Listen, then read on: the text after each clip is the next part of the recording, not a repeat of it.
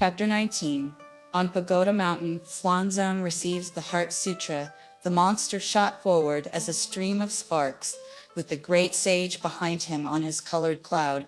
As he was racing along, Monkey saw a tall mountain appear in front of them.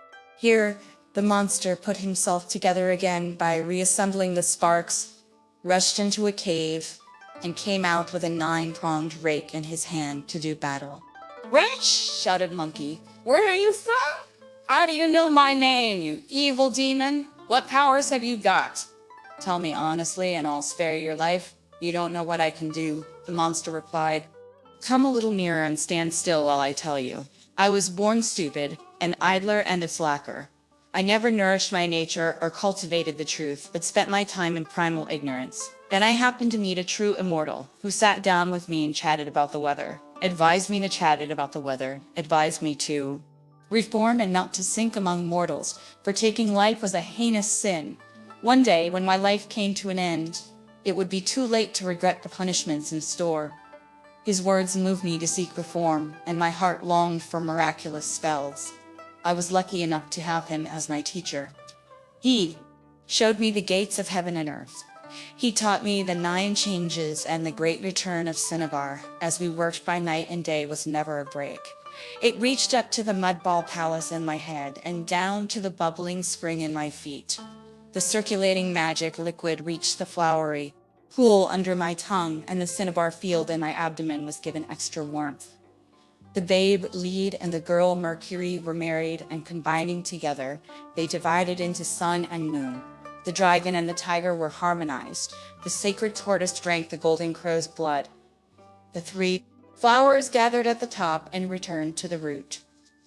The 5 essences faced the origin and flowed in all directions. When their work was done, I could fly, and the immortals of heaven came in pairs to greet me.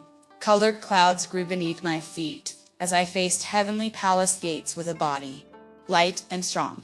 The Jade Emperor gave a banquet for all the immortals, and all lined up according to their grades. I was made field marshal in charge of the Milky Way, commanding all the sailors on that river in the sky.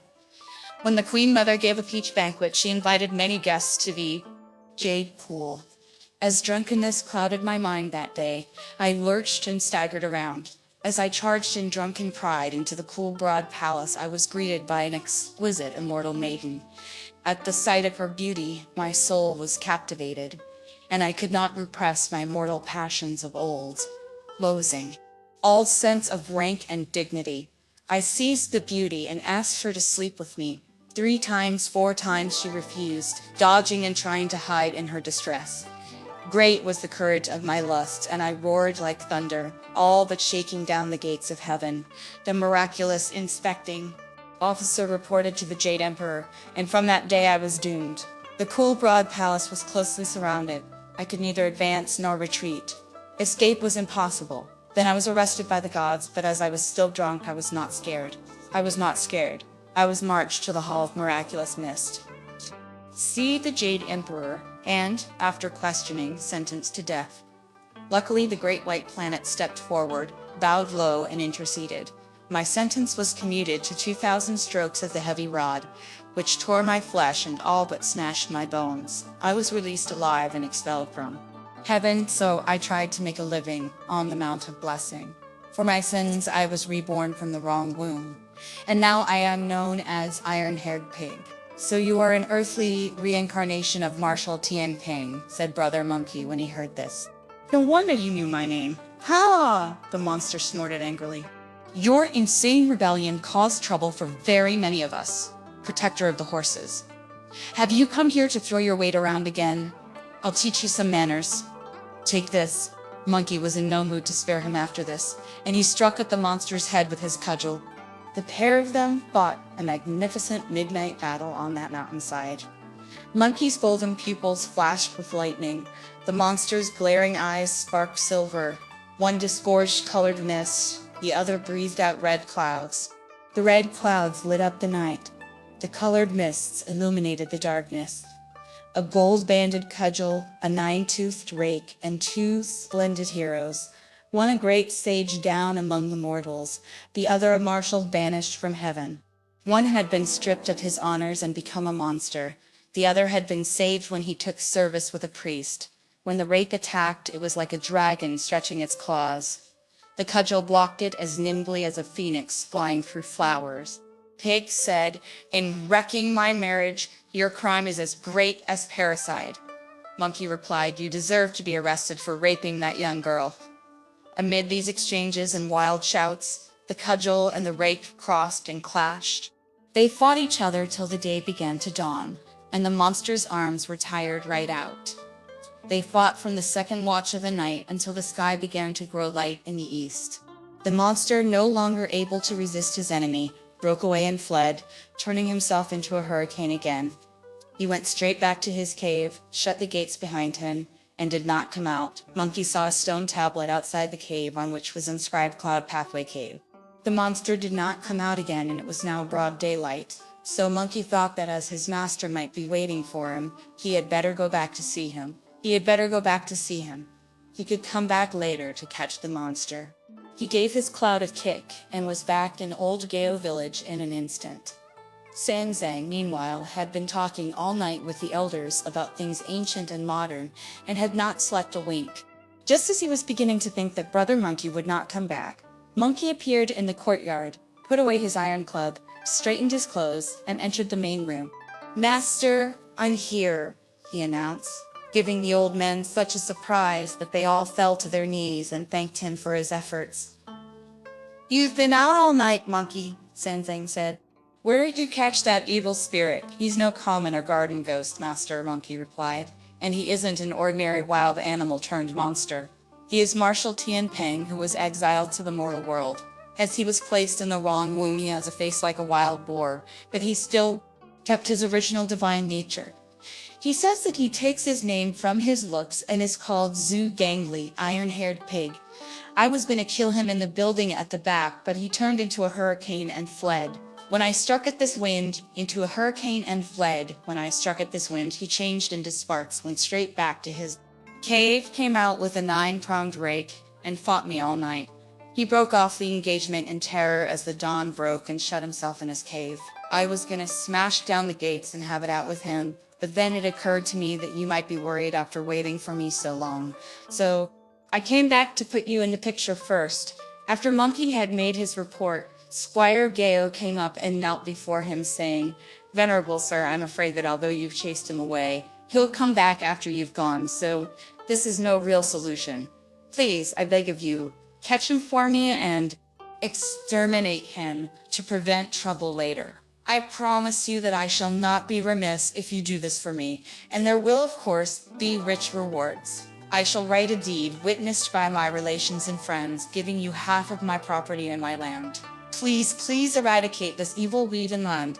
Please, please eradicate this evil weed and save the honor of the family." "You've got no sense of what's proper, old man," replied Monkey with a grin. "He told me that although he may have put away a lot of your rice and tea, he's also done you a lot of good. You've piled up a lot of wealth in the past few years, all thanks to his efforts. He says he hasn't been eating your food in idleness and wants to know why you're trying to have him exercise. He maintains that he is a heavenly immortal come down to earth who has been working for your family and has never harmed your daughter. I would say that he is a very fitting son-in-law for you, who does your family's name no harm. You really ought to keep him, venerable sir." The old man replied, "He may never have done anything wicked, but it does our reputation no good to have a son-in-law like him. Whether he does anything or not, people say that the Gaos have asked a monster to marry into the family, and I simply can't bear to hear a thing like that. Go and have it out with him, and then we'll see what to do," said Sanzang. "I'll try a trick on him this time," Monkey replied. "I guarantee to bring him back this time for you to look at. But don't be angry with him. Old Gao," he continued, addressing the old man, "look after my master well. I'm off." By the time the words were out of his mouth, he had disappeared.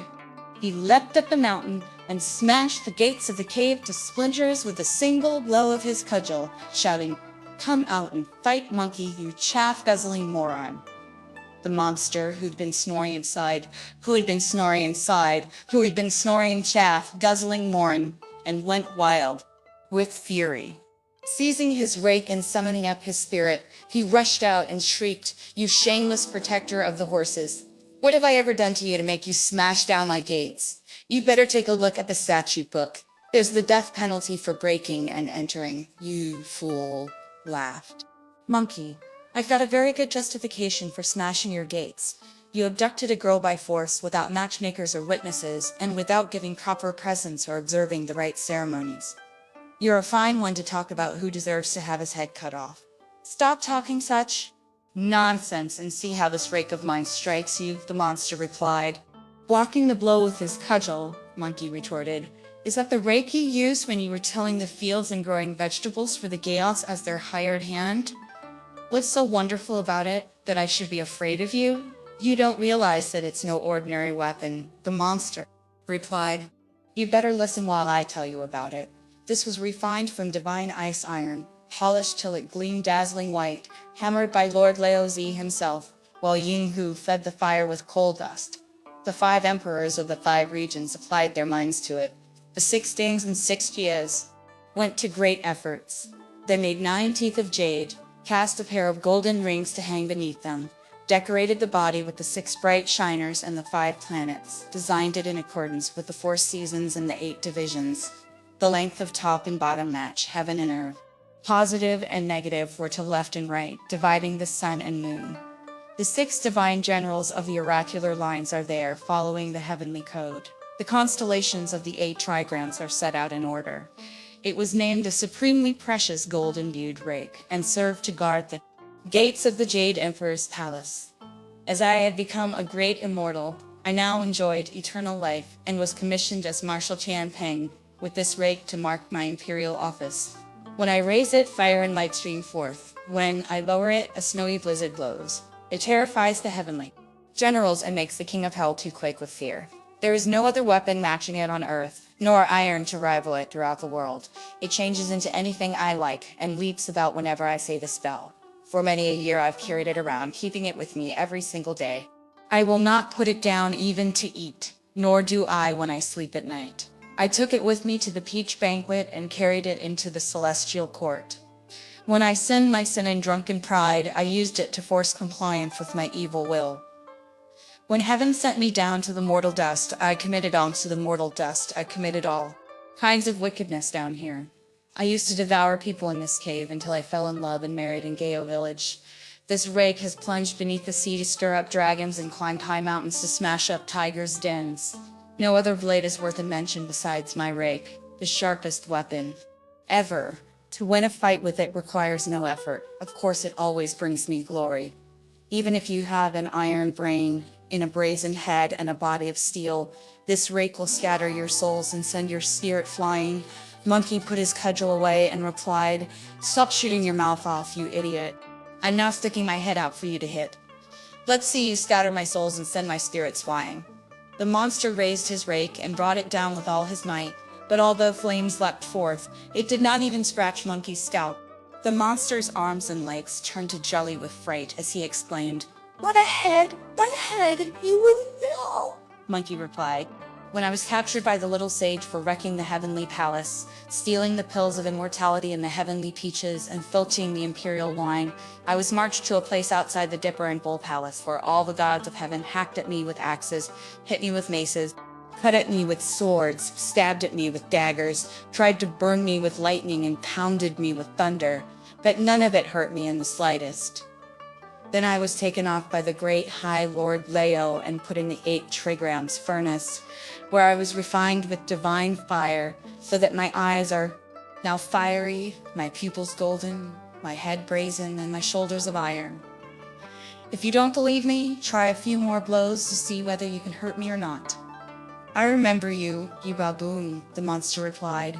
"When you made trouble in heaven, you lived in the water curtain cave, on the mountain of flowers and fruit, in the land of Aolai, in the continent of divine victory. I haven't heard of you for a very long time.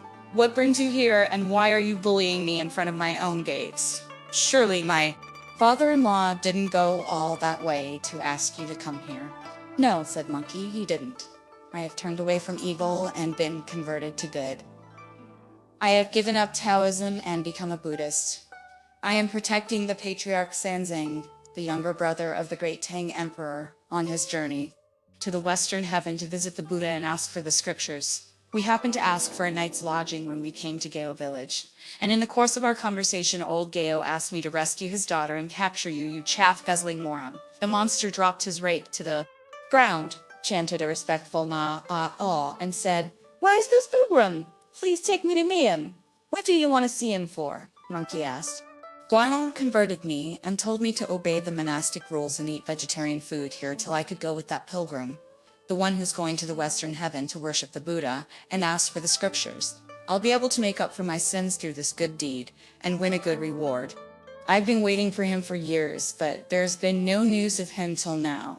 If you're a disciple of his, why didn't you say something about fetching the scriptures before instead of making this vicious attack on me in my own home? This had better not be a trick to soften me up and make me let you get away, said Monkey. If you really want to protect the Tang priest and you aren't trying to kid me, then you'd better make a vow to heaven, and I'll take you to meet my master. The monster fell to his knees with a thud and kowtowed to the sky so often that he looked like a rice pestle. Amitabha Buddha, he cried out, if I'm not completely sincere, cut me up into 10,000 bits for breaking the laws of heaven. After hearing him swear this oath, Monkey said, very well then, now light a brand and burn this place of yours out.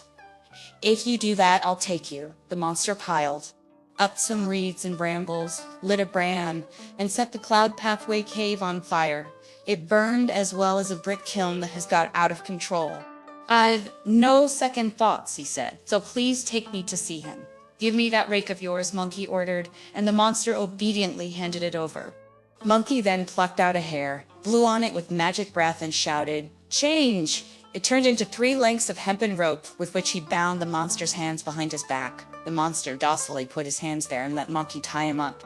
Then Monkey seized him by the ear and led him off with the words, "Quite large." "Take it easy," the monster pleaded. "You're pulling so hard you're hurting my ear."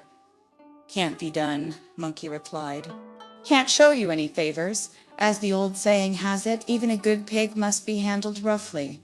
Wait until you see my master. If you really are sincere, you'll be released then."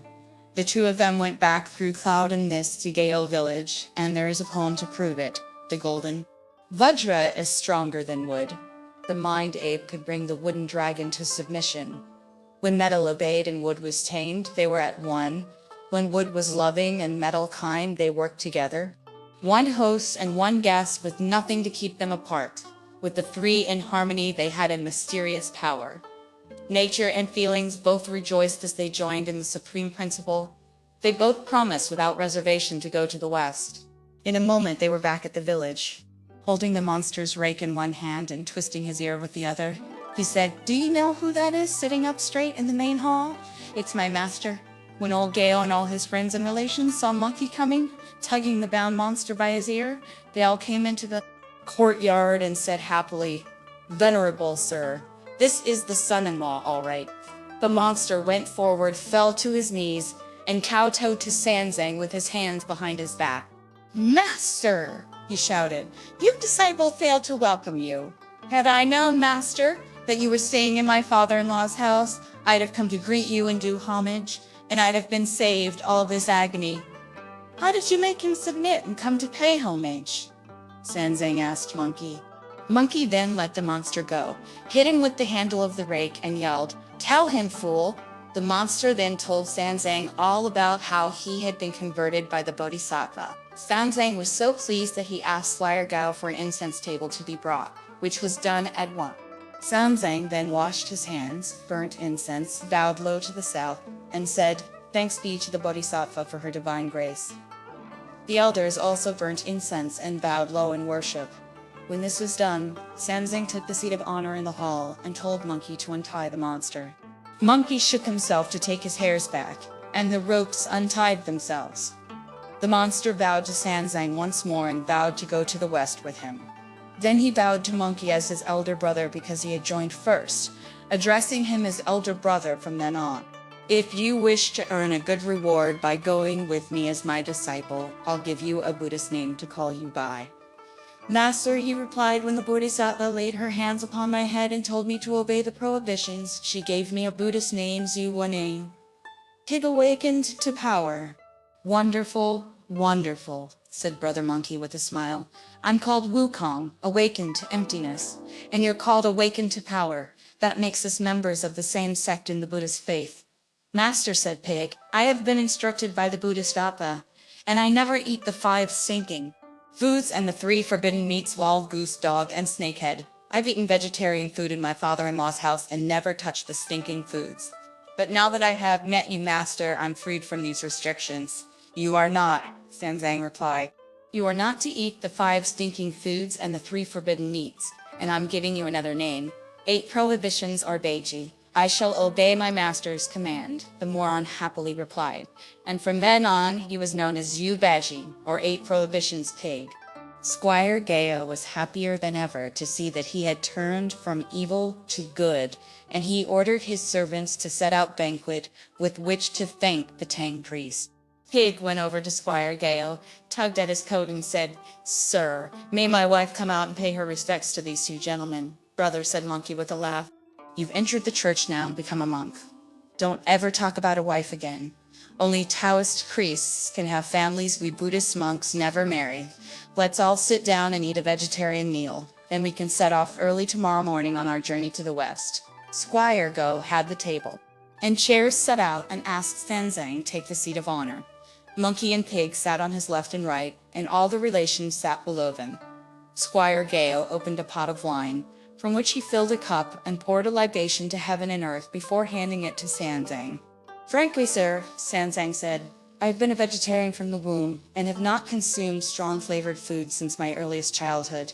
Venerable master, I know that you are a vegetarian, Squire Gale replied, which is why I haven't pressed any meat or strong-flavored food upon you. But this wine is made from vegetable matter, so a cup of it will do no harm. I don't drink either, Sanzang explained, as alcohol is the first of the prohibitions of the priesthood. Master, Pig hastily interjected, I may be a vegetarian, but I haven't given up liquor. And although I haven't strong head for the stuff and can't finish a whole jar of it, I haven't given it up either, Monkey added. In that case, you 2 had better drink some. But don't get drunk and ruin everything, said Sanzang. The pair of them then took the first cup, after which everyone sat down again as the vegetarian dishes were brought in. Words could not describe the flowing cups, the well-filled dishes, and the splendid food.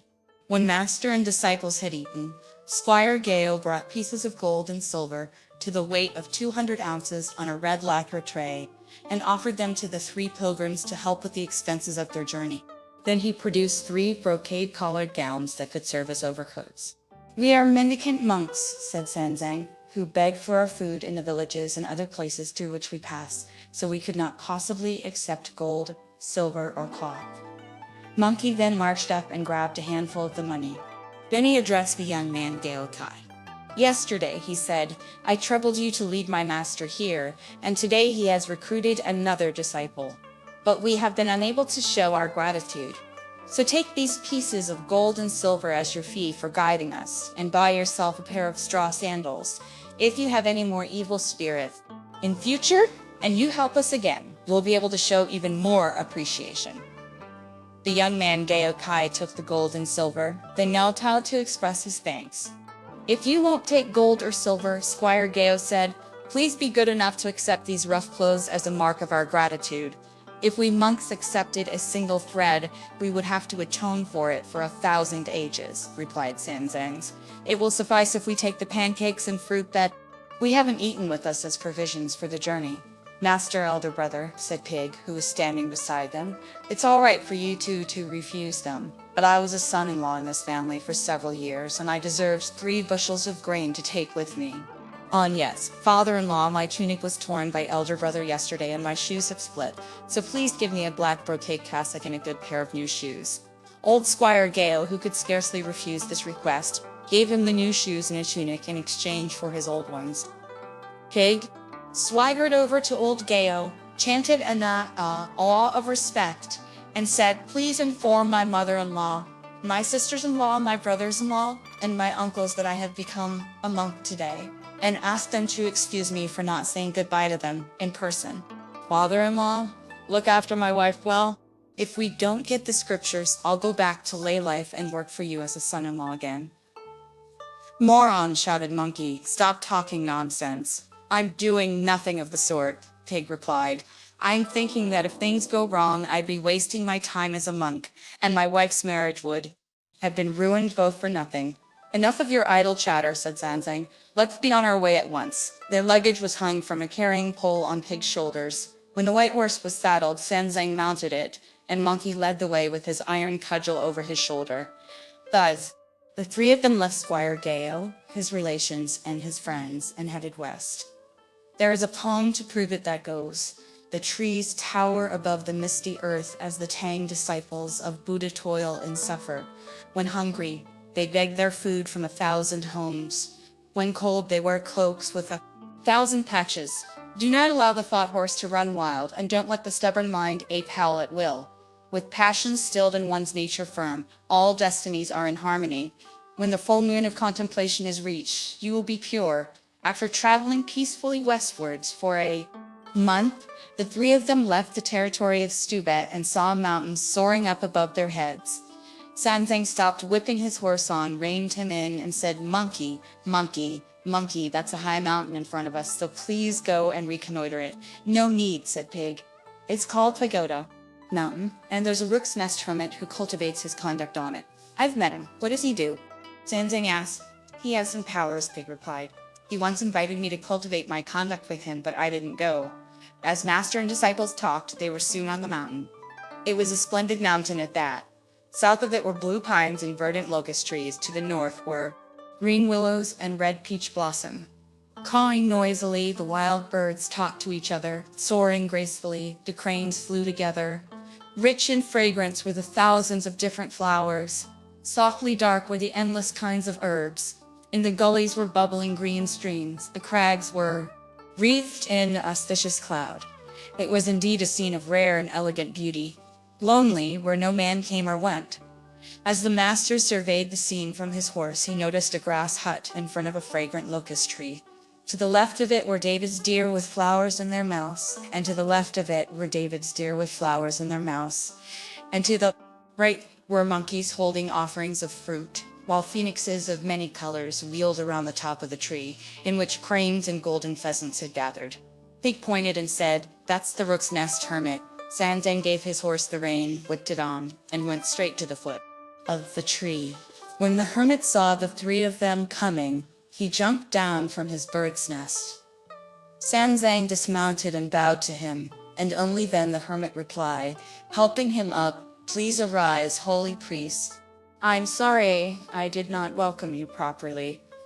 Greetings, venerable hermit, said Pig.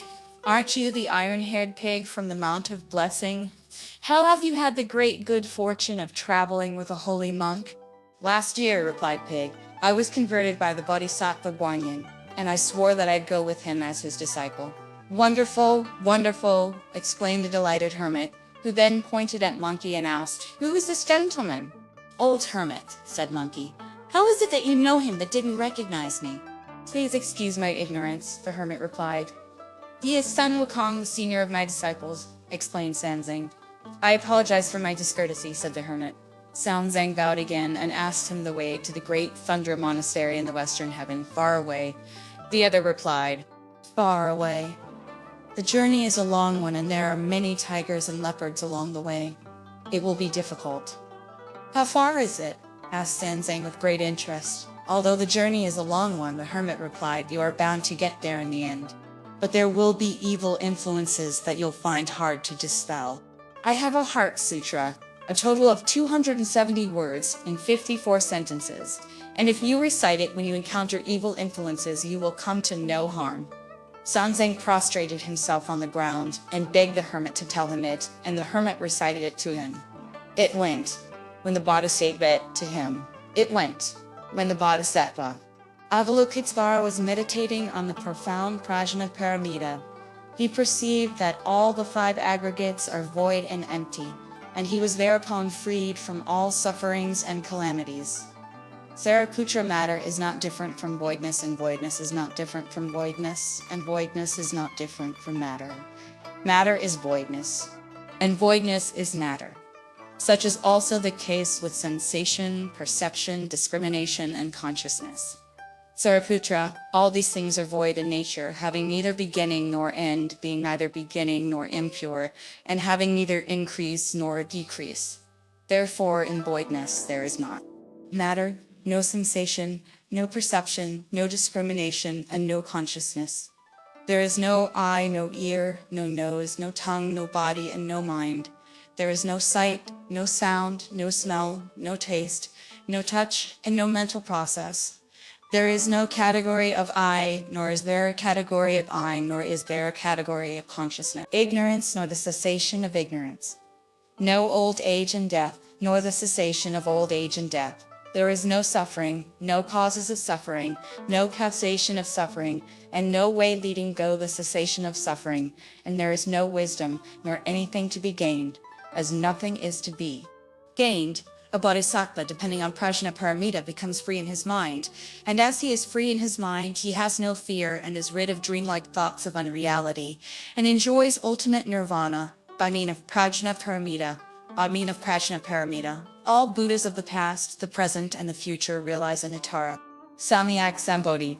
Therefore, we know prajna paramita is a great divine spell, a great enlightening spell, a supreme spell, and a spell without a parallel that can do away with all sufferings without fail. Thus we recite the Prajna Paramita spell and say, Gate, Paragat, Parazate, Bodhi, Svaha. As the patriarch from the Tang had already the origins of enlightenment inside himself, he was able to remember the Heart Sutra after only one hearing, and it has been passed on down to this very day. The sutra is the kernel of the cultivation of the truth, and it is the gateway to becoming a Buddha. When the hermit had recited it, he started to rise up to his crow's nest by cloud, but Sanzang tugged at him and said that he wanted to know about the way to the western heaven. To this, the hermit replied with a smile, "The journey will not be difficult if you try to follow my instructions. There will be 1,000 mountains, 1,000 deep rivers, many evil miasmas, and many a devil. If you reach the edge of the sky, do not worry or be afraid. If you come to precipitous cliff, walk with your feet placed sideways. Be careful in the black pine forest, where many an evil fox may block your path. The capital cities will be full of spirits, and demon kings will live in the mountains. Tigers will sit in the music rooms. Wolves will be in charge of the accounts. Lions and elephants will all be kings, with tigers and leopards for ministers. A wild boar will carry your luggage. A water monster will lead the way. A very old stone monkey has no cause to be angry. Ask those friends of yours, they know the way to the west." Monkey smiled bitterly and said, "Let's go." "No need to ask him. You can ask me." Sanzang did not understand what he meant. The hermit changed himself into a beam of golden light and went up to his nest, while the venerable Sanzang bowed to him in gratitude. Monkey, now furiously angry, raised his iron cudgel and was just going up to wreck the place when 10,000 lotus flowers appeared, protected by 1,000 miraculous mists. "Brother Monkey, you are strong enough to stir up the ocean or turn a river upside down, but don't even dream of touching a twig of that nest."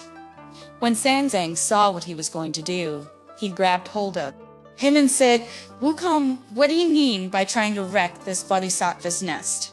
"He insulted us 2 disciples," Monkey replied. "He did not insult you," said Sanzang. "He was talking about the way to the western heaven. You wouldn't be able to understand," Monkey said. "When he said a wild boar will carry your luggage, he was insulting pig, and a very old stone monkey was an insult to me. You didn't get his meaning, of course." "Don't be angry," said Pig. "That hermit knows about the past and the future as well. We don't yet know whether his talk about a water monster leading the way will come true or not. Let him off." Monkey saw the lotus blossoms and the miraculous mists draw in around the nest, and could but ask his master to mount the horse and go down the mountain to the west. On this journey, although they knew blessings rare on earth, there was many a demon and disaster in the hill. If you don't know what lay in store for them, listen to the explanation in the next installment.